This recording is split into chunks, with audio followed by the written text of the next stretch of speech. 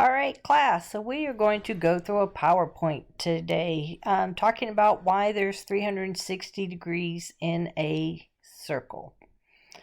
Next slide, we're going to learn that there is another way to measure angles. That's the goal today, is to learn about radians. And so we're going to explore the origins. Here we go. You already know a lot about degrees.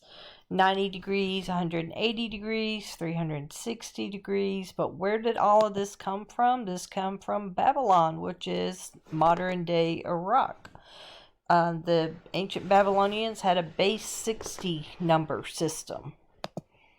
And they also knew that a regular hexagon had special qualities inside of a circle.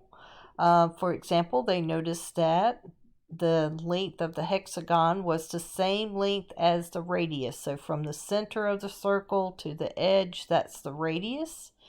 And they noticed that these lengths were all the same.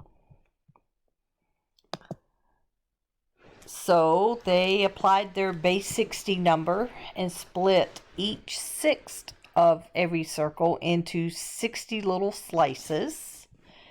And when you add all the slices together, you end up with 360 degrees. And so that's how we ended up with 360 degrees in an entire circle.